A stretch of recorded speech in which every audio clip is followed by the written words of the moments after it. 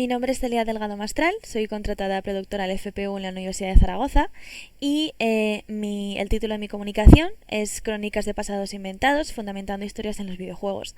Antes de comenzar quería agradecer brevemente a la organización del Cuarto Congreso Internacional de Historia de Videojuegos por todo su trabajo y por haber conseguido llevar a puerto esta edición del Congreso en un año que ha sido un poco complicado para todos. En mi caso, mi tesis está centrada en la épica y los estudios caballerescos, siendo la primera un género literario hermano de la crónica. Ya que tengo poco tiempo, me centraré brevemente en el nacimiento del género cronístico y su hermanamiento temprano con la literatura, que explican no solo mi interés por este tema en concreto, sino su posterior uso en obras como la literatura caballeresca, la novela fantástica y posteriormente la rotulación de ciertos videojuegos. Mis objetivos, por lo tanto, serán realizar un breve análisis de la intencionalidad y las referencias que se ocultan tras la rotulación de una pequeña muestra de videojuegos que he seleccionado y de esta manera extraer conclusiones acerca de la familiaridad de diferentes medios y disciplinas, por una parte entre los videojuegos y la historia y por otra entre la historia y la literatura. Podemos remontarnos hasta Aristóteles, como hace Alberto Montaner Frutos en su artículo Épica, Historicidad e Historificación de 2015, cuando afirma en su Ars Poética que el historiador y el poeta no se diferencian por contar las cosas de forma versificada o sin versificar, sino que esto establece la diferencia, que uno cuenta lo que ha sucedido y el otro en cambio lo que podría suceder. Y de hecho, durante mucho tiempo se consideró que la diferencia entre ambas disciplinas era más bien una cuestión de grado en cuanto a la libertad de tratamiento de lo sucedido, como afirma Montaner. La historiografía moderna se consideró ya como una disciplina científica y no literaria, por lo que la épica, considerada anteriormente como la transposición de acontecimientos reales de forma más o menos legendaria, de nuevo cito a Montaner, se desvirtuó como forma de transmitir hechos históricos, ya que estos habían sido contaminados tanto por lo que Montaner denomina excesos de fabulación como por el sesgo al que pudiese atenerse el poeta heroico, intereses personales, linajísticos o nacionales. De todas formas, lo que nos interesa especialmente es el origen y la utilización de la crónica, o por lo menos de la palabra crónica. Para ello, si consultamos algunas de las primeras acepciones de la palabra en diccionarios, encontramos en primer lugar la definición de Joan Corominas en su breve diccionario etimológico de la lengua castellana, donde documenta que comienza a utilizarse en 1275. En el diccionario de 1609 de Girolamo Vittori vemos el término corónica como variante de crónica, aludiendo a la historia de las cosas antiguas. En el de la Real Academia Española, 1780, aparece como historia en que se observa el orden de los tiempos, y así continuará su definición en ediciones posteriores como la de 1939 y 89, con la excepción de que en esta última se añade también la definición perteneciente a la crónica periodística, que no nos interesa ahora mismo. De esta forma, podemos basarnos también en la definición que hace Víctor Infantes de la crónica como una historia temporum series que trata de personas singulares, desde los reyes hasta las personas heroicas, que por sus méritos merezcan ser tratados por el cronista. Sin embargo, los videojuegos que queremos tratar son de origen extranjero y sus títulos se han realizado de forma unánime en inglés. ¿Podría aplicarse el mismo término? Pues siguiendo la definición del Oxford English Dictionary para Chronicle, parece que sí. La primera acepción reza A Detailed and Continuous Register of Events in Order of Time. Así que en principio los dos términos aluden en ambos idiomas a la misma materia. Ahora veremos una pequeña selección de videojuegos con la palabra Chronicles en el título. Los juegos que he seleccionado para este breve análisis son solo una pequeñísima selección de la enorme cantidad de obras de este medio que cuentan con el término Chronicles. Varios de ellos han sido elegidos por haber sido conocidos y jugados, y otros muchos han surgido en una búsqueda rápida en Internet o entre los juegos más populares de Steam que contasen con este término en el título. He dejado fuera una enorme mayoría, ya que la lista de Steam, por no ir más lejos, de videojuegos que pretenden ser la crónica de algún evento, llega, si no me equivoco, a las 14 páginas. He tratado de establecer asimismo un corpus que, aunque pequeño, diese cabida a varios géneros distintos del juego. De esta forma he seleccionado los siguientes nuevos juegos: Xenoblade Chronicles, Valkyria Chronicles, Final Fantasy Crystal Chronicles, Carnage Chronicles, Dungeons and Dragons Chronicles of Mystara, Tomb Raider 5 Chronicles, Bang & Balls Chronicles, Assassin's Creed Chronicles y Call of Duty Black Ops 3 Zombies Chronicles.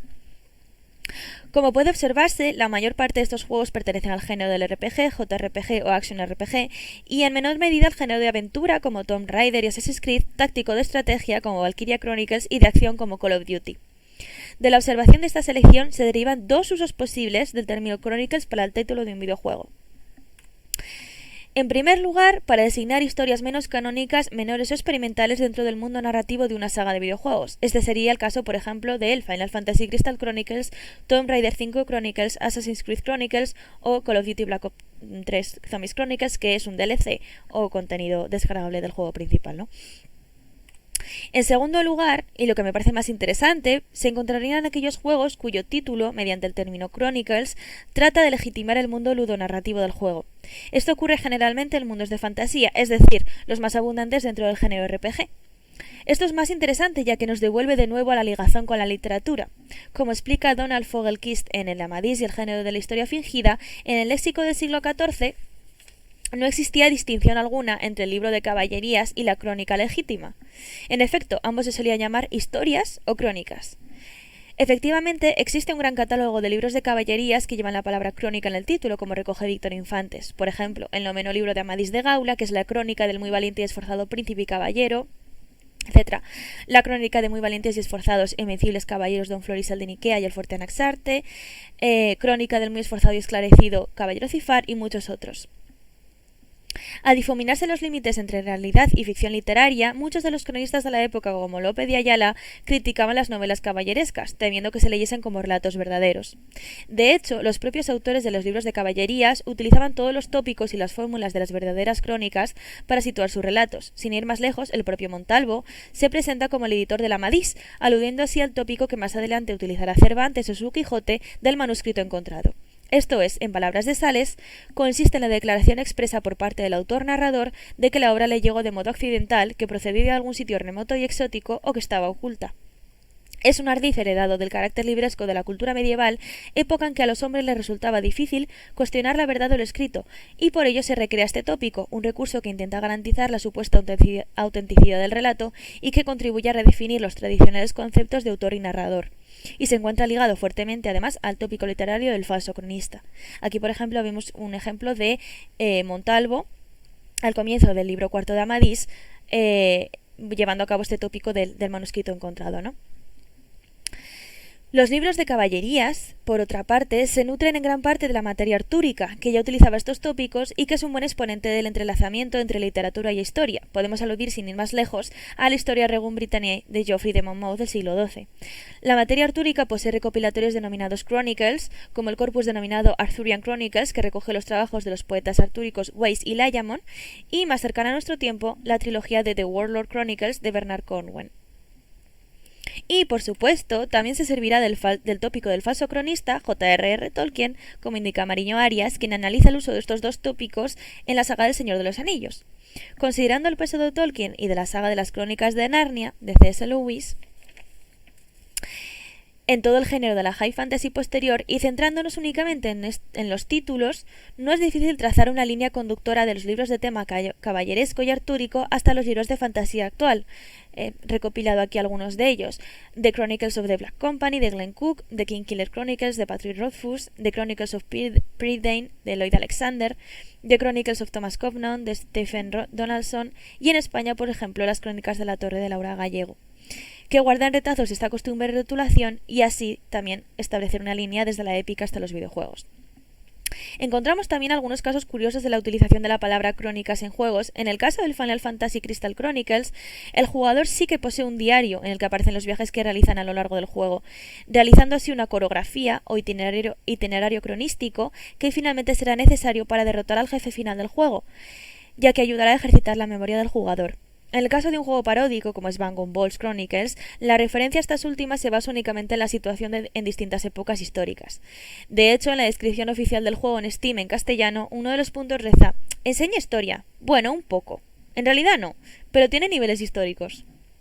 Y finalmente, en Valkyria Chronicles nos encontramos con lo que posiblemente sea el mayor intento de legitimación de un mundo ficticio a través de esta rotulación, ya que el juego se desarrolla en una Europa paralela del año 1935 con conflictos bélicos alternativos entre los países.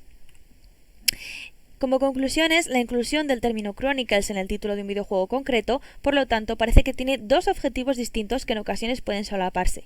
Por una parte, diferenciar un lanzamiento en concreto del resto de una saga, por tratarse de una historia menos canónica o fragmentada, o bien aludir a la relación confusa entre historia y literatura que luego se ha visto reflejado continuamente en el género de la high fantasy y de la que han bebido determinados géneros de videojuegos, no solo como una serie de eventos ubicados en un tiempo y un espacio desconocidos y exóticos, sino como las hazañas de unos héroes que merecen ser contadas, de ahí la elaboración de unas crónicas, aunque sean lúdicas. Muchísimas gracias por vuestra atención y no dudéis en escribirme para cualquier duda o cuestión. Gracias.